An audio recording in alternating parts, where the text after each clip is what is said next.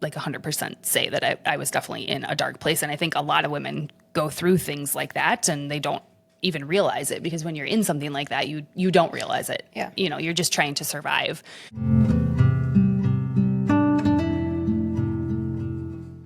Hey, thank you so much for tuning into another episode of Unwritten. Today I have Krystle Frey here. She is the owner of Pivot Ball Change, and you are a podcaster as well. Yes. And we also grew up in the same town. We both grew up in Portage. So I'm excited to have this conversation today because I feel like we'll unearth some old history in Portage, but also give people a real insight into what it's like to have a podcast and how you now have switched your business to helping other people with podcasts. Yeah. Well, thank you for having me. I'm excited to be here today. And like you said, we have so many commonalities that we didn't know about until we discovered each other. So yeah, and the power of social media. You reached out to me on Instagram because you know Kelly, right. who is a photographer in the SOC. Right. Yep. I saw that she was a guest on your podcast and I was like, oh, this. And then I realized that you were local. You're from Baraboo, and we currently reside in Reedsburg. So I'm also local to the area as well. Yeah, you didn't get the chance to go over the bluffs like all my Madison people do. So. Right. Yeah. And I do make that commute sometimes. So it's a beautiful drive in the fall, though. It is. Yeah. This area, I've tried to leave a few times and I've come back, and it's not the worst place to be. Right. And I know you also left for a while, and you have it. So let's just start out by talking about, you went to UW-Madison for dance. And where did that come from, and where did it take you, and how did you get back here? Right. Yeah. So I have a very untraditional path, which hence the name of your podcast. Unwritten. Yes. Unwritten. So I have a background in dance. I grew up dancing. I actually started dancing here in Baraboo at the age of 3, and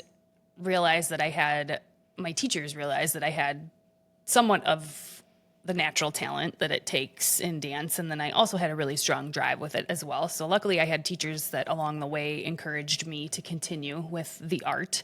And I began studying ballet more seriously around the age of 11. And being from Portage, I have 2 older brothers who we just talked about before we started recording that you actually graduated with one of my brothers. So small world. Yes. But I don't know if you remember, but they were athletes. They played football. Both of them went on and played college football. So when it came to me, they were clueless. Like no one in my family was an artist of any kind.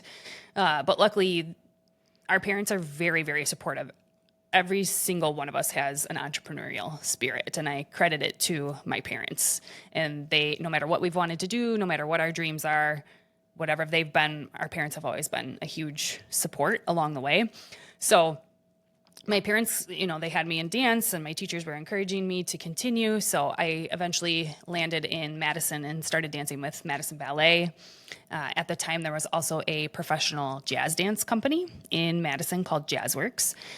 And I trained with the directors of that company as a student. And then when I was 17, they asked me to join their company, which being 17, it was pretty young to land my first professional gig. But I knew from a young age that I wanted to pursue dance as a career. That's awesome. And so when I was a senior in high school, landed my first professional gig, if you will, and then I actually didn't go to college right away. So in the dance world, there are typically 2 paths that you can go.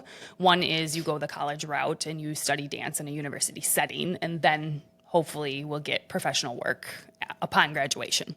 Or the other route is that you just start auditioning for companies and gigs right away. So you usually have to go to a bigger city. So that's the route that I went, as I started auditioning for professional gigs right away. And luckily I landed work. One of my first jobs was at a local dinner theater in the Dells. At the time it was the Broadway Dinner Theater. It's under a different name now. I can't think of what the current name is, but I worked there as my first job where I was living outside of home. So it was nice in the sense where it was close enough to home where I didn't have to, upheaval my whole entire life. Like my parents were still close by, but I had my own apartment when I was 18 years old. I worked there for a couple years. And then after that, I landed a cruise ship contract, and that was out of Orlando, Florida. And so I moved to Orlando, Florida, and then I worked for Celebrity Cruise Lines, and I did a couple contracts with them, and those took me all over the world. So I did Mediterranean cruises in the Caribbean, and then I ended up in Australia with that. I had no idea. This is awesome. But then No, I after love it. my cruise ship contracts, I knew that my end goal was to be in New York City because that was the hub. It still is the hub of the arts. And in particular, the area that I wanted to grow in was the Broadway musical area of that realm. So I moved to New York City after my cruise ship contracts. I saved all my money that I was making on my cruise ship contracts and moved to New York City. And then I lived that lifestyle for about 9 months. I lived out there. I lived in Manhattan. I auditioned every single day. But then it came to the time where I was running out of money, right? Yeah. Like, which is always the story of like the starving artist. I was living that lifestyle and I loved every minute of it. So glad I did it when I was that age. But then at that time I was in a crossroads of, okay, what do I want to do next? And then I decided to move back home to Madison, and all of my friends were in school. And so it was kind of like that was the natural next step thing that society was telling me to do, and I felt pressure to do it. And so I went to UW-Madison and I studied dance there. But I actually didn't finish school. I didn't graduate with a dance degree from UW-Madison because it was really interesting because my professors in the dance program at UW were like using my connections and my professional experience already to bring the dance department to a higher level, I felt like. And I had a moment, thankfully, I was so young, but I had this moment where I was like, why am I paying so much money for an education, if you will, if I almost felt like I was educating them and creating opportunities for people at UW-Madison, not to speak poorly about the program or anything like that, like, Right, you know, but it was just like, and I look back on that and I'm glad I did that. I'm glad I made that decision because it's hard because everybody else around you that's what they're doing. So you feel like you should do it. And you're like, oh, I need this education. I need this piece of paper. I need this degree. And it's like, well, maybe you don't. Maybe there are other options out there for you. Yeah, it's really hard, especially at a young age, to go against the grain like that and realize that your purpose might be greater than a degree. Right. Yeah. And I think nowadays it's different. I would say there's not so much pressure on this generation to go to college as there was. Correct. Yeah. And I like that pivot that I'm seeing. And even with our children, my husband and I, we have 2 sons. One's 5 and one is only 11 months old. But we talk about all the time how, like, and my husband is very traditional education. He's in education. Like, he's a principal. That's what he does for a living. So we couldn't be like Yeah. more different from one another when it comes to that. But he's fully supportive of it. And he loves that, like, I am the example for our sons of what else is out there for them for a career someday. Yeah, and that it doesn't end at 18 when you decide you're going to go to a school and you're going to have this degree. Right. There's so much more to life than. Right. And honestly, I was just talking about this with a friend yesterday that because my son is 17 going on 18, there's so much pressure to figure out what's next. And then you're dealing with hormones and relationships, and there's so much pressure out there. Right. So it is nicer now. I think kids have that more freedom to not pick a school and pick a career right away. Right. And declare a major and think I'm stuck with this and this is all I can do for the rest of my life, because that's a very, very restricting feeling. I don't like feeling like that at all. Obviously, like I've never liked that feeling. I've had many pivots, and the name of my company, that's how I came up with part of the name, Pivot Ball Change. It's actually a dance move for those that are listening that aren't familiar with dance. So in the dance world, a pivot is your body is facing one direction and it does a 180 and you're completely facing the other direction. Oh, okay. And then the ball change is you're shifting your weight from one foot to the other. So you always have to be light on your feet. And once I became a mom, that's when I started Pivot Ball Change. So I started it in 2021 after our first son was born at the end of 2019.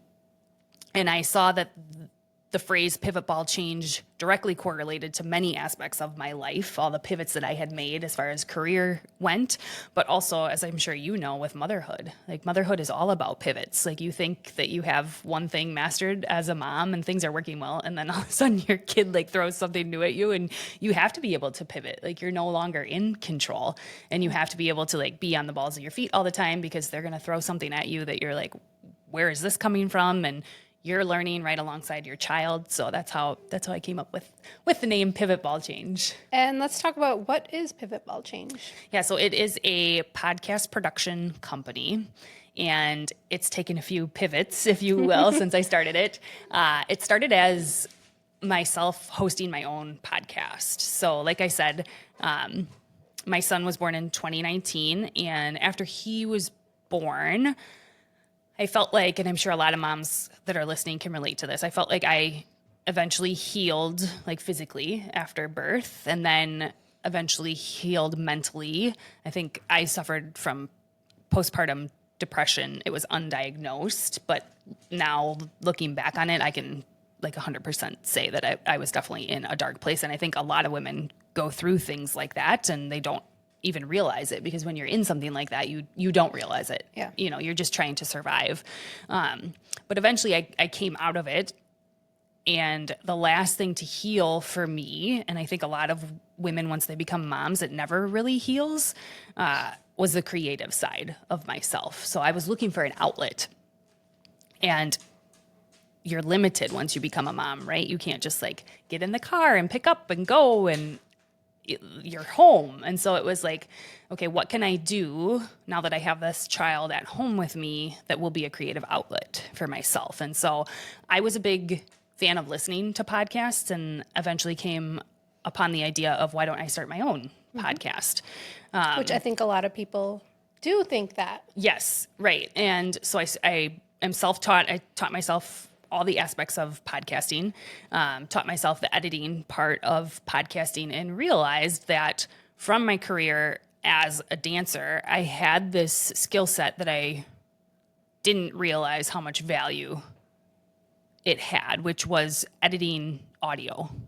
So as a dancer, usually at some point in your career, you'll either like choreograph or you'll teach, or so I had to edit music. Mm-hmm.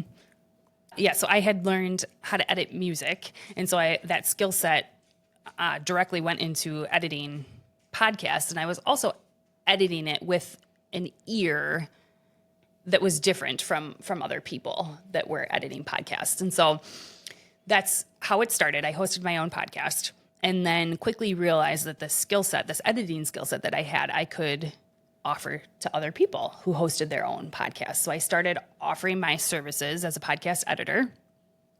And I was told no a few times, which I think as a beginner, as somebody, I didn't have any experience, like who was I to be editing podcasts? And so it took a while, but I was very persistent in asking. And, you know, I had these clients who are, they weren't clients yet, but I had these dream clients that I wanted to work with. I was huge fans of their podcast. I had listened from the beginning, so I knew the ins and outs of their show. And so eventually their contract with their former editor was up. And I had, like I said, I had stayed in conversation with them. It was genuine. It was authentic. Like, I really did love their show. I really did. And they could feel that as well. And so they gave me a shot. They were my first yes. And I always tell people, in the world of entrepreneurship, all it takes is your first yes. Mm-hmm. And ironically, this first yes was like a huge client. They still have, they're in the top like 0.4% of all podcasts of all time. And so what is it? It's the Herself podcast. They're based out of Madison, and the hosts, Amy and Abby, they've been around for 5 years. And so they release weekly episodes every single Monday. And it's all about finding yourself as a woman, and that every single woman should look different. Your life shouldn't look like, you know, the person next to you. And so they have such a loyal following that by association, other people started trusting me just because I was editing their podcast. And so then clients started coming in through their referral. And still to this day, they're my number one fans. They refer me all the time. And it's word of mouth as far as marketing goes, as I'm sure you know, is the best thing for an entrepreneur. There's nothing better. Right. I don't know how many times I've tried to do Facebook ads and Right. it's like, oh, I just wasted money if I would have just gone to a networking event and had a conversation and connected somebody with somebody and, Right. Right. I totally get that. Yeah. And what is it like to do this professionally? There's been, I think, one of the most beautiful things about it is that it can move along beside my life as I need it to. So That's great. there's been, and in a traditional corporate setting, that's not the case, right? Like it can't move. A corporate job cannot move alongside you in your life. Like you're working for someone else and you're moving alongside that business, and it doesn't care about your life. It doesn't care about your family. It doesn't care about the time off that you need if your child's sick, those type of things. And so that's one of my favorite things that I didn't realize would become a major benefit when I first started it. That was never my intention with it. So That's great. yeah, and I think I started it before my husband and I went through secondary infertility after our first son was born. We had 4 consecutive miscarriages over 4.5 years trying to have a second child. And the whole time I kept the business alive, but I had to set down so many different balls because at one point when we finally did have a successful pregnancy that I was able to carry full term with our now second son who is here with us, Vinny, I was just in a place in my life where I had to do bare minimum as far as pivot ball change went. Like I kept a couple of clients, but I had to let so many other clients go, which I don't know if you've ever had to do that, but it sucks. Yeah. Like it's a terrible feeling because it's income that you're losing trust. Like you don't know if you're going to be able to build yourself back up again. But my priority at that time was my family and like bringing this baby aside. And that was beautiful that I was able to still continue with the business, and the business just moved alongside me. And now that we're on to the next chapter of our lives, I can build the business back up again because I have the energy and I have the time and I have the space. Whereas before I didn't. Yeah. How you are talking about your business is exactly how I started my photography business, where I had my son who's now 17 and I couldn't go back to work full time. I tried and it just didn't. I knew there was something more for me. So I started building up the photography business. And then when my son he was 3.5-ish, I went through a divorce and my ex got super addicted to drugs, ended up in prison. So here I was, single mom, 3 kids. I have one son that has cerebral palsy, so I had a kid with disabilities. And I didn't know what I was supposed to do. I couldn't work full time. And my photography business wasn't to where I needed it to be. Right. But I just trusted that it was all going to work out.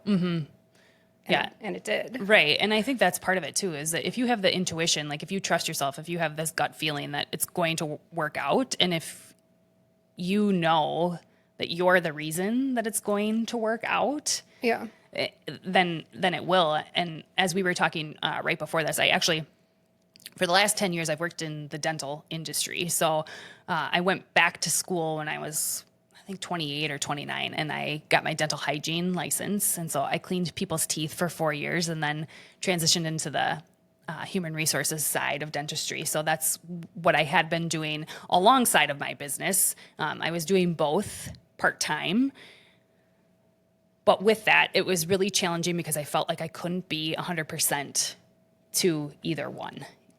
And that wasn't fair. It wasn't fair to my HR job in the dental industry. And it also wasn't fair to my business, though, because if I ever wanted to scale my business and truly give it everything that I had to be able to have the time. And I couldn't do that if I was balancing, this HR job that I was working for is a company of 60 employees. And to manage 60 employees it's a lot, and it's constant, and there's always something.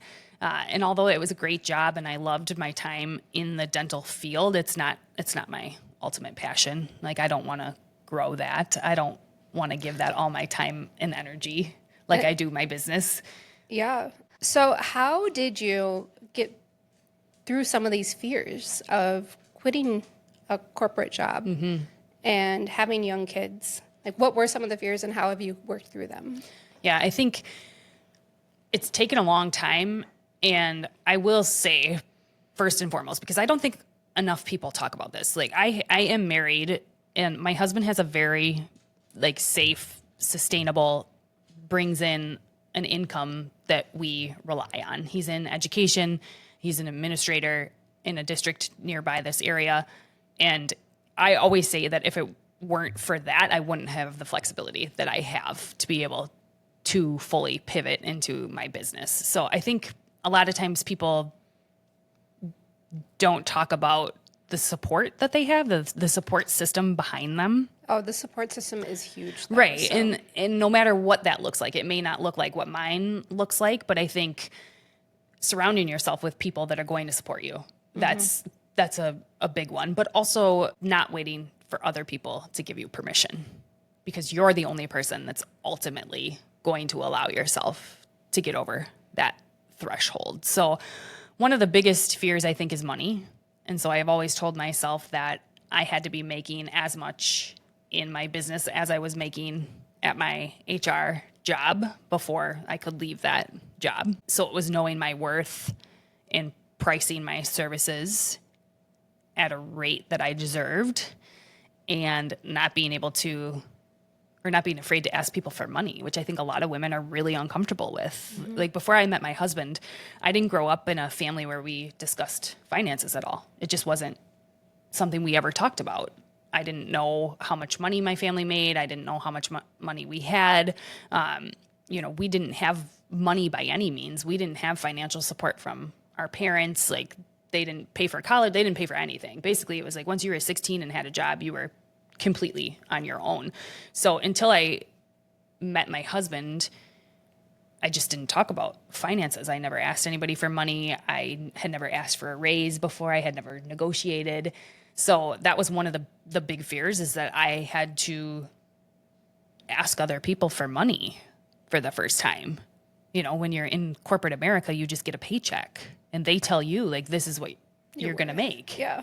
And you just take it. And it's like, well, no. Like, let's flip that and let's look at that in a different light.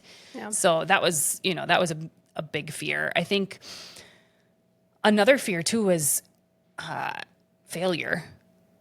Like, what if I lose all my clients? What if the podcasting industry isn't, like, right now it's big and it's still booming and everybody wants to start a podcast and has a podcast and everything like that. But with technology, everything is changing so fast. So that was another fear, is just like losing it and letting it all go. So it's taken me several years. Like, I even at my HR job, I had built up Pivot Ball Change to match my income. And so I put in my notice. I quit that job. That was probably like almost 2 years ago now. And of course, in corporate America, this is always the case. They always come back with, well, what do you want?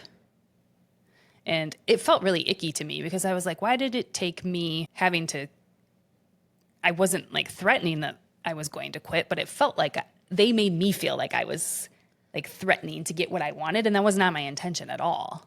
Like, I really wanted to finish that job and focus on my business full time. But they dangle the string because they're able to. And it was like, whatever you want, like, we'll match it. Like, name a number. All of a sudden, I was working in person and they were like, you can work remotely full time. And it was like, well, when you're presented with something like that, how do you say no to that? Right? So I tried to make the pivot, and then that was on the table. And it was like, well, I can't say no to that. It's too enticing. It seems too easy. It seems too good to be true. And so it wasn't necessarily a fear that I had to get over, but, I tried it. I did that, and it was great. And there was a lot of flexibility with it. But like I was saying earlier, it still didn't give me the mental space that I needed to fully dedicate to my business. So it took me, again, almost 2 years to even gain the courage to be able to really be like, no, I need to really, really close that chapter and trust my intuition and know that I have what it takes inside of me and trust myself that I know this business will succeed. And if I can give it what it really needs, like the time and the energy and the amount of me that it really needs right now, like it'll thrive and it will only, continue to grow exponentially from here. What are some of the other ways other than financially supported? What other ways did you find that people were supporting you, and what are the things you found that you needed from the people closest to you? It was like I've always been a very confident person, I feel like, and a lot of that comes from dance. And a lot of people will tell me, "How did you get over rejection with pivot ball change?" Because, like I was saying, I was rejected like 2 or 3 times before I ever landed my first client, and I always credit that to my dance career because, as a professional dancer, you walk into a room and it's like a cattle call. Like they literally refer to it as that. There's 500 of yous in the room you are just as talented. You're just, what you think that the directors are looking for, but you get told no all the time. Like I would go to 2 or 3 auditions every single day in New York City and just be told no, and you're not told why. So I didn't have a fear of rejection because I was used to it, but I do think that that's a skill that takes building. Yeah. If you're not used to that, it can feel like it's a me problem, when really there's nothing wrong with you. It's just in the world of podcasting, these podcasts had already signed contracts with editors for 6 months, and they weren't going to pay an arm and a leg to get out of their contract to come over to me. So I think the support that I found and that I have found is within this group of women who are also female entrepreneurs. They've been my biggest support staff. And it's been hard for me because as an adult, and I think a lot of people can relate to this, I don't make friends easily as an adult. I don't think any of us do, right? It's just like if you don't meet them at work, and being an entrepreneur where I work by myself at home, like I'm not meeting people, I'm not meeting friends, but I had found this network of women who were moms who are also entrepreneurs.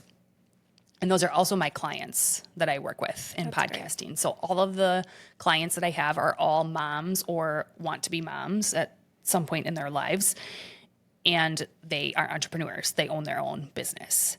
And so, like you said, they all understand what I'm going through. They're my biggest supporters. Like one of my clients, Heather, she just today, like she's a huge social media influencer. Her and her husband have a podcast, but she's my biggest cheerleader. And just to know somebody, you see these influencers, if you will, on social media that have like hundreds of thousands or millions of followers, and you don't think that they're really there's a person behind that, right? And it's just things like that where she will share my information, and she just speaks so highly of me in a public manner that is just like, wow, like that it means a lot, just spreading the kindness. And so to have that support system, and I've built these friendships where just a couple of weekends ago I got together with these girlfriends that are from all over the country. They all came to Wisconsin, and we had like a Wisconsin Dells girls weekend, and they're all these women like I was talking about that I've created this network with that are all doing the same thing that I'm doing in different industries. Like there was a dietitian, an esthetician, someone that's like a therapist, so we're all entrepreneurs, but in very different fields. But just to have that support is huge, because then I have, we were just talking last night. I had dinner with girlfriends who I graduated from Portage with, and I would consider them, they're still my closest knit group of friends, but we all live all over the country now. But that group of friends doesn't get it. Whereas the women that are doing similar things that I'm doing, they get it. So it's just a different kind of support. So if anyone is in the world of entrepreneurship and you feel like there's crickets out there, because sometimes it can feel like there's crickets out there especially when you're creating content, right? Yes. And you're putting it out into the world, and you're like, does anybody care? Is anybody listening? Right? It's uncomfortable. Yes. But if you find, and it doesn't take a lot, if you just find people that do care and that are also going through it with you, it makes it a lot easier to be able to bounce ideas off of them, or not that you need validation from anyone else, but just like sharing your idea Yes. with other people who will get it and give you constructive feedback. You know, you can share it with, like I said, my mom and my parents are huge supporters. Like I can share it with them, but I don't think my dad would even know how to like listen to a podcast if he says he knows what they are and he's always like, oh, that's cool. But I'm like, okay, but I want somebody to give me like, you know, like actual constructive feedback. And so that's been something that I really treasure and I really value, is that network of women that I've surrounded myself with and continue to build a relationship with, and understand that it's so important to foster that relationship with them, because I don't want to lose that network of women, because they're my number one cheerleaders. Yeah, I know. I have one really good friend that is also an entrepreneur. She does like Spa Serenity and a power sports place. So she's always dealt with employees. And I've always questioned, oh, should I have employees to do some of my work? That looks great. And, you know, in the last couple of years, I've just realized that this is my journey. And the coffee meetings that I have, or, you know, we talked about the networking things that I go to. And even this podcast it's become my support. And it doesn't have to look like anything other than what it looks like to you. And I think that's just so wonderful. That's something about podcasting too. Like when I originally started my podcast, it was a source of connection. It for really me. is. And in motherhood, that's something I think a lot of women can relate to, is it's one of the most lonely times of your life as a first-time mother. And our son was a COVID baby too. So on top of like everything else, he was born straight into COVID. So podcasting, I think, like you said, it's not maybe what other people think of as traditional connection, but it does. Like you're meeting your guests, and then you never know what that will turn into, right? Yes, and the things you learn. And I'm always excited when somebody reaches out to me to be a guest that I don't know. For instance, you. It's just such all of a sudden, then your whole world just opens up in a new way, like a firework, and it's just amazing. Yeah, definitely. And what do you think of the future of podcasting? You mentioned that, you know, you don't know what it brings, but what are your insights and instincts on? I think right now what I'm seeing is there's a huge uptick in celebrity hosted podcasts. That's true. And so, although I think we all find it fascinating to be let inside their lives in a way that podcasting allows us to, you know, like I'm just thinking Amy Poehler, she just released a new podcast. Yeah, she's all over my TikTok. Yeah, and it just we see her and her guests, right? Like she had Tina Fey on as the first guest, and I know that the Paul Rudd episode is on my queue. We see them in a light that makes them more human, and I think we all like that or are attracted to that. But at the same time, it's disappointing in a way for me, because I feel like it's crowding the industry and it's not allowing other podcasts that aren't hosted by a celebrity or don't have celebrity guests to be seen as much. So in that way, I'm interested in watching that to see, is it going to trend? Is it going to continue to be all of these major celebrities that are taking over the world of podcasting, or if that'll fizzle out? Because it's definitely hot right now. In video too. The world of podcasting, it started as audio. That's what a podcast is, right? When people think of a podcast, they traditionally think of audio, but now it's all video. And that's something too that I was so resistant to, because when I started my podcast, it was just audio. I taught myself the audio editing part of it, and I didn't want anything to do with video. But I knew, even when I started, there was a voice in the back of my head that was saying, like, you have to figure out video. You have to figure out video. Like, that's where it's going. Everybody wants video, because as far as a marketing tool goes, people want the reels on TikTok and Instagram. That's what they want. And I eventually caved to it But it took me a long time to get over it because, we talk about a fear, and I was looking at video editing in one light where I had reached out to a video editor that I knew, and he was editing this video podcast for a couple gals in Madison that host their own show. And it was taking him like 10 hours to edit an hour-long episode. And I was telling myself the story of, well, I can't do that. Like, that doesn't seem, nobody's going to, first I'd have to charge like $10,000 to be able to make it worth my time. And none of my clients are going to be able to afford that. Mm-hmm. And so I was looking at it for so long, like that was the only option. That was the only way to do it. Well, then as we were talking right before, the platform Riverside that you use that's hosting us right now and that's recording us, they've improved immensely throughout the years, and they make the video part of it as far as like creating reels and things like that. They basically do it for you. There is a little bit of a learning curve, but finally one day I got over my fear and I watched some YouTube videos. I became familiar with the platform. I even like set up a fake studio in my house, and I recorded like a fake podcast of myself, and then I went in and edited it. And although it was silly because I was sitting there just talking and rambling to no one, but I needed some kind of content to be able to practice on.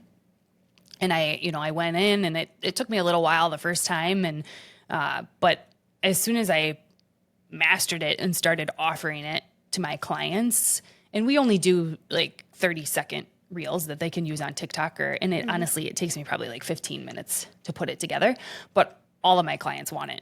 Yes. And it's an upcharge now, right? Now yeah. And so I always offer to my clients, like, we can do the audio, but if you want this extra add-on, like, we can then charge you this per episode. Yeah. And everybody wants it. So that's definitely the future of podcasting. And I think another thing too is with AI, right? That's like the trendy thing right now. Everybody's using Chat GPT, and I will use Chat GPT for show notes, for SEO purposes and keyword purposes, to help my clients gain visibility. So I do think that AI does have its place in podcasting. However, I don't think that it definitely hasn't taken over the whole human aspect of it at this point. Like, it's not able to recognize, it can basically edit a podcast for you, right? So I've had people reach out and say, well, why can't I just use AI to edit my podcast for me? And it's like, well, AI can't yet recognize if I say something and then I repeat it. If I say the same exact thing again, it's not going to recognize that. It just thinks that you're talking. Mm-hmm. It doesn't know that you're making a mistake. And so there is a human element that AI hasn't been able to figure out yet. Will it someday in the future? I don't know, because it doesn't have the ear, the human ear. Yeah. So I do think that, like I said, I think there's a place for AI in the future of podcasting. It's just to what level will that be? And another thing too is I actually have found that they're saying that the 2025 trend of podcasting is going to be like short, like 5-minute podcasts.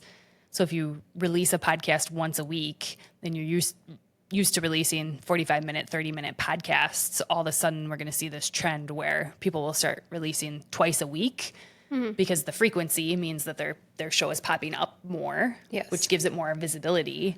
But at the same time, you can't be creating 45-minute episodes per week. That's a lot of work, as you know. So instead, again, kind of looking at it, okay, how can we look at that differently? And so that's a trend that I'm looking for. I haven't seen it yet, but I'm curious if more larger, like more popular podcasts are going to start doing that, the short, really short podcast episodes.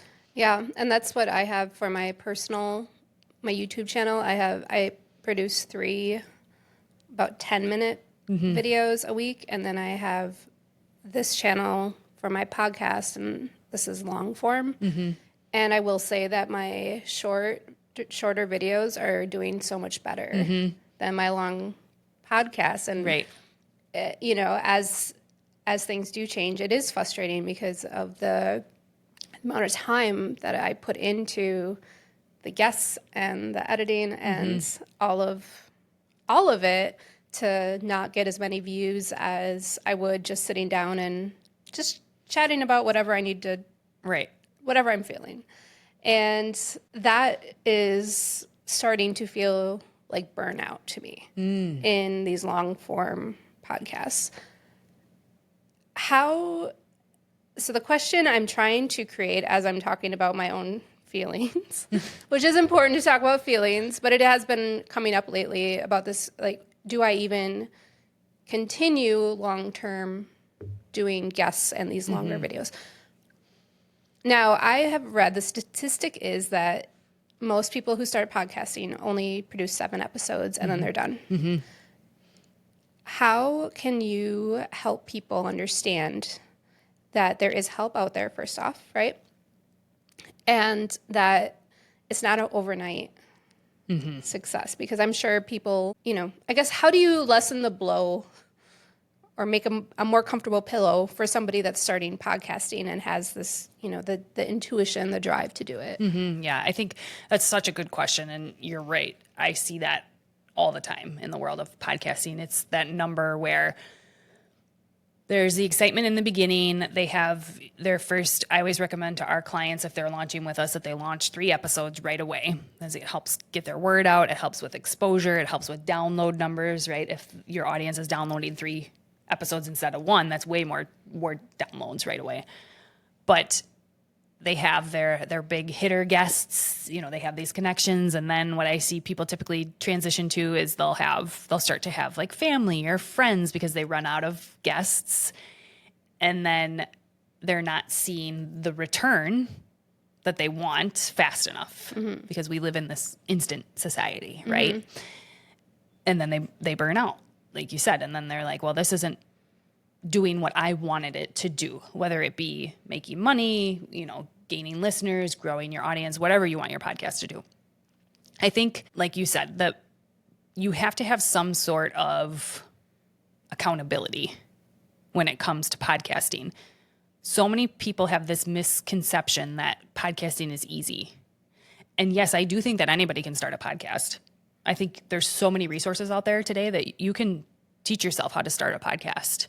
I don't think you necessarily need to pay someone else to help you start a podcast, which I'm going against like my own well, there business. gets to be a point where you need that. Right. But I'm being honest, and I'm always very honest when people reach out to me about that as well. It's like, I can help you with everything. I can do everything for you, but you're going to have to pay me. But you can also do it yourself. I give them resources too, to be able to do it by themselves. But I always tell potential clients, like, what is your time worth?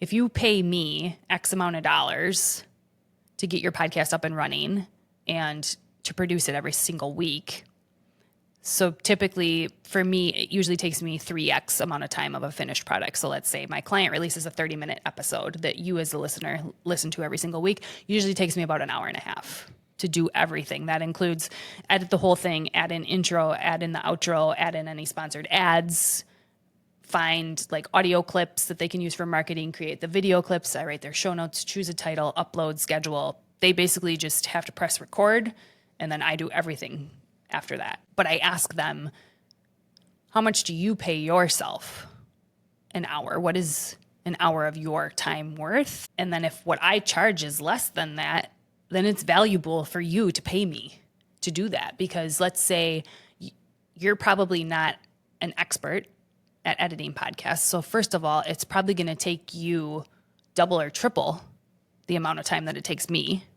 And my finished product is going to be a lot more polished than yours is because of my experience and my expertise and my ear. And I've been doing it for as long as I have. And with that time, what else could you be doing in your business where you are the only one that can do that? And you're going to be making way more money with your time. So yes, it might upfront look like you're losing money because you're delegating out to someone else to edit your podcast and you have to pay them. And you might think, I don't have the money to do that. I'm not making enough money.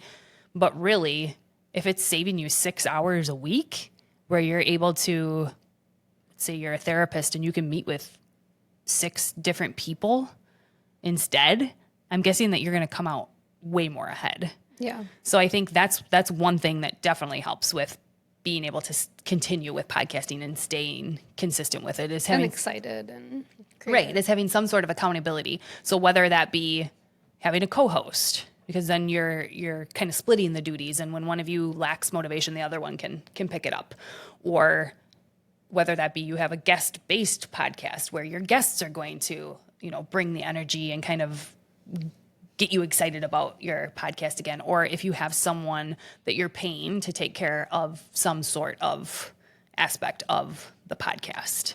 I think that really helps. I think there's other tools too by working with a professional like myself. So one thing that I do with my clients is, as we were just talking, I remind my clients that if they have a guest cancel, which I'm sure you've probably run into that, it can be really frustrating because you're relying on them and you're planning on releasing their episode next week, and now you don't have anything for next week, and what are you going to do? Well, you can record a short podcast, and you might be surprised. That might be your most listened to, like something simple like 7 steps to starting a podcast. And it's literally like 7 minutes long. So it doesn't have to be what you think your podcast needs to be or what you think your audience wants. Because by going outside of the box, it might open your eyes up to be like, oh, they actually want more of this, which I didn't even realize. So that's another thing is I recommend to clients that to stay consistent, just produce a 5-minute episode if something happens where you have a guest cancel. Another one too is rerunning your most listened to episodes. So a lot of times podcasters don't even think about that. So go in, look at your statistics, look at your analytics. That's what I do with my clients, because oftentimes they don't understand how to decipher what all those numbers mean. But if you have a most popular episode and there's a holiday coming up and you don't want to work during the holidays, then just replay an episode that's already aired, because oftentimes people don't realize when you listen to a podcast, or when I listen to a podcast and I've just discovered it, I listen to the most recent episode. I don't go back. Right. Especially if there's hundreds of episodes. Yeah. I mean, like I might scroll back a little bit, but you have first-time listeners all the time. So by bringing back an old episode, like it's not going to hurt you at all. So that's another thing that I work with clients to avoid on. burnout. Just, maybe you just need a break. Right.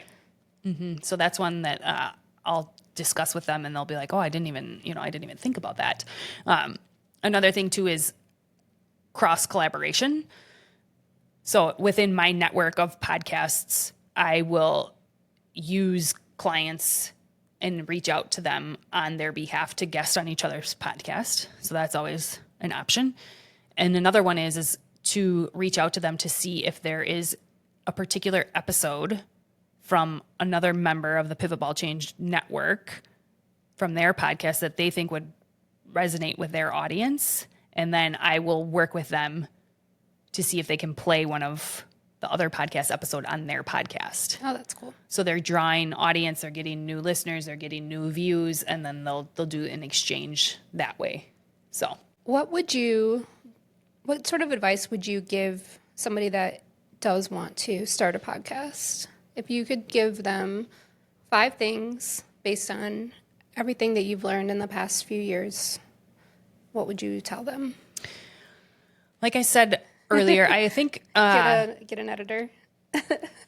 Yeah, and again, I don't think, like I said, you can do it yourself. You really can. I don't think you need an editor, especially if you don't have the money to be able to pay an editor up front. But I always tell clients, reach out to sponsors before you, like, that's number one. If your goal is to monetize this thing, be honest about that. First of all, a lot of women that I work with they will say, I don't want to, it's not why I'm doing it. Right. But then we dig in a little bit further and we get down the road. And then the reason that they want to quit is because they're not making any money at it. And I'm like, well, wait, I didn't think that was your goal with it. So first, like, speak your truth and ask yourself, like, what is your goal with your podcast? If it's to make money, okay, how are we going to make money? And let's bring that money in before you even release your first episode. So I start with, what is your niche? Within that, who are some guests that you could have on? Okay, do these guests have their own business? if they do they have a marketing budget? And would they be interested in sponsoring your podcast? And chances are your first guest you're going to have some sort of personal connection with. And so they're going to be more likely to sponsor your podcast. And I work with all of our clients. I give them a sponsor template that they just plug and play everything into. So I help them with that conversation right away. So when they reach out to these people, they know what to say, they know what numbers, they know just the basic information of what that conversation can look like, reaching out to potential sponsors. So that's number one. Is I would say if you want to make money, figure out how you're going to make money first before you do anything else, before you even think of a name for your podcast. The other way that people can make money is if they themselves have a service or a business or something like that they can market within their podcast. Yeah. So, and that was something crazy that I didn't even realize, that my business has increased with my photography because now I have all this content. right. And I'm reaching new people, and it gives me clout. So, Right. And I've talked to other podcasters too that's happened to, and I wasn't even thinking about that. So that's so true. Another thing too is look at your competition, and not even in a negative way, but whatever your podcast is going to be about, do some research. Like, does it already exist? Research the name that you're thinking. Does the name already exist? With the title of your show, make sure it's something easy. I think a lot of people don't even realize this is something so simple, but make your podcast searchable. Don't have semicolons and dashes and have the name be a word that's commonly misspelled, because when people go to look for your podcast, they're not going to be able to find it. And you don't want it to be for some silly reason like that, where the name of it is hard to find. So that's another really, really, really simple thing. Another one I would say is, I had alluded to this earlier in the conversation, but having a backlog of episodes before you even launch. I always, with my clients, our launch package includes, I edit their intro that they can then use every single time. I edit their outro. I mix the music with it. I give them suggestions for royalty-free music, where to find it. And then I edit their first 3 episodes for them, all part of the launch package. And then I make sure that all of those episodes launch successfully on launch day. So I upload everything, I schedule everything so that on day 1, everything is there ready to go.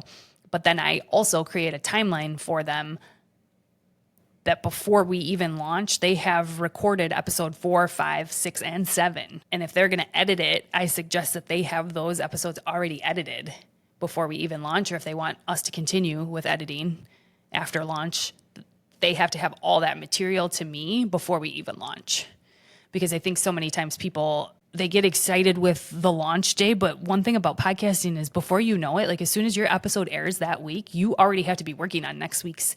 Oh yeah. That's another thing that people don't realize is it's constant, and you're always working ahead. At least I always tell people the sweet spot is 3 weeks ahead, because you want to be relevant enough where if you have a guest on and it's snowing outside and then the episode airs, that it's still snowing outside if they talk about something like that. So I always say the sweet spot is that working 3 weeks ahead, because again, you don't know what's going to happen. If you have a guest cancel or something like that, you have to be able to move things around. So I always say have more episodes than you think ready to go before you even launch. And I think too, knowing your why. Why are you doing this, and keeping that at the forefront, because otherwise you will get burnt out and you will want to give up on it, and you will think what is the point of this? So yes, if you want to make money, I think more power to you. I think everybody should get paid for podcasting, because I think you're putting in work and you're sharing your knowledge with other people. But at the same time, keeping your why in mind. Yeah. The whole time that you're podcasting, so that if you do feel like you're getting burnt out, you can go back to that. Yeah. And one last question is, how do people find sponsors? Is that something that you help them with, or do you just find that you just reach out to as many businesses that are within your audience's niche, or and see what happens? Is it see what sticks, or is there actually like a science behind it?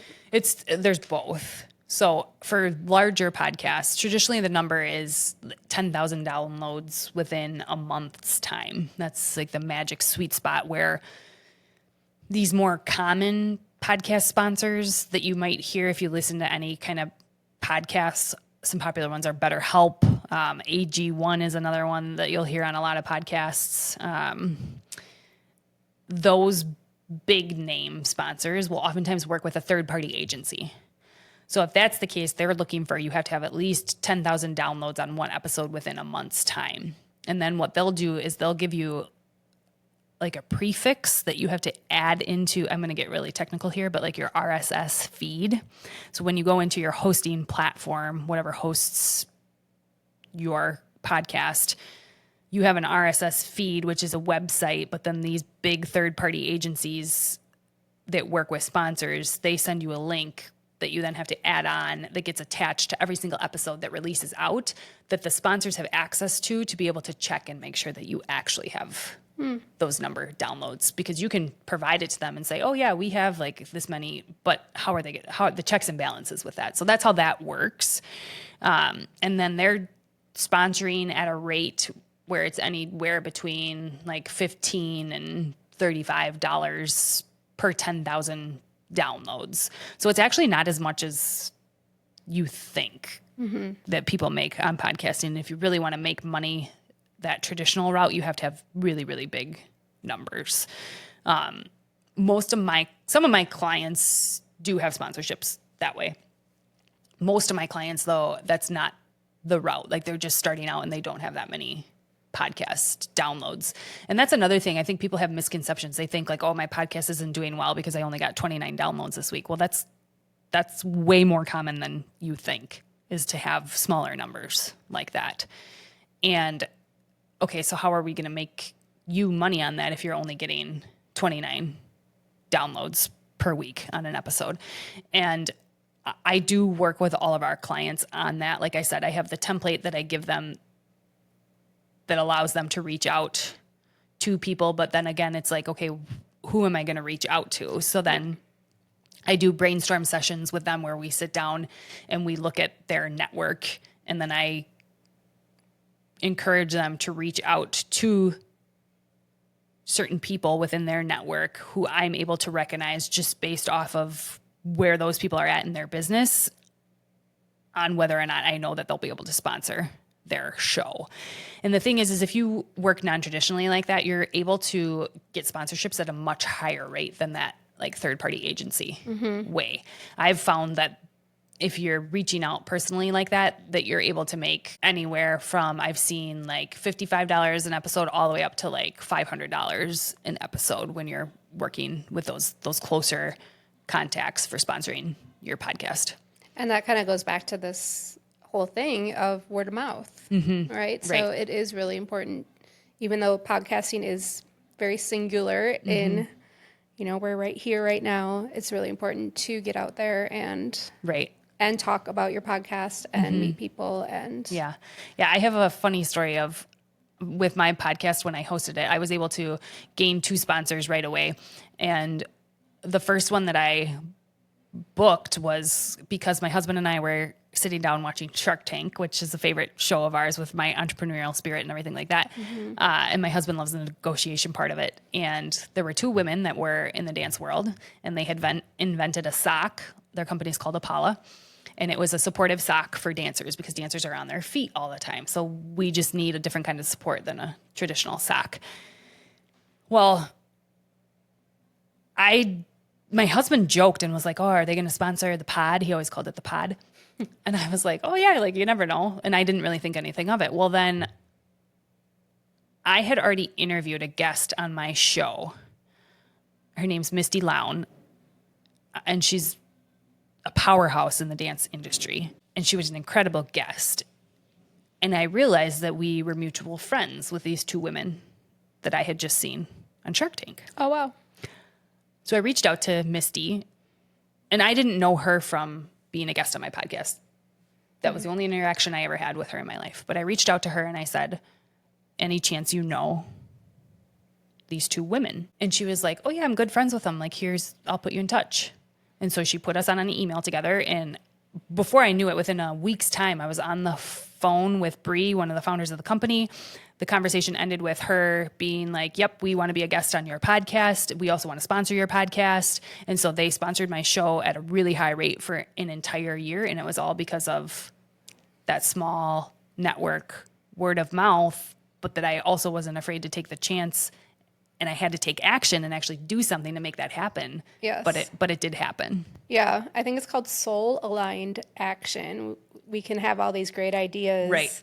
but we have to put ourselves out there Yes. and do those hard things. Right. And take action. And that's the biggest thing with entrepreneurship. Like, you have to do it.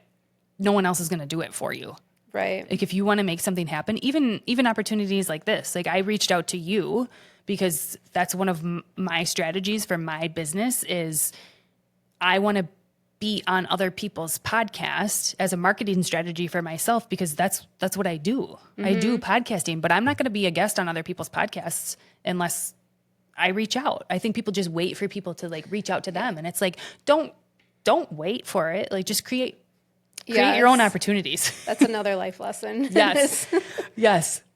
And so to wrap things up, where can people find you and follow along on your journey, but also reach out to you? Because it seems like you are more than just a podcast producer, editor. You have a network and you just have so much knowledge. Yeah, I'm most active on Instagram. So my handle over there is @pivotballchange, all one word, or my website, which is the same thing, www.pivotballchange.com. And I love your headshot. Oh. With the pink. Oh. I think it's pink and Yeah. super cute. Yeah. Oh, thank you. Yeah. Well, thank you so much for being here today, and thank you to my guests for Thank you to my audience for listening, and have a great, wonderful day.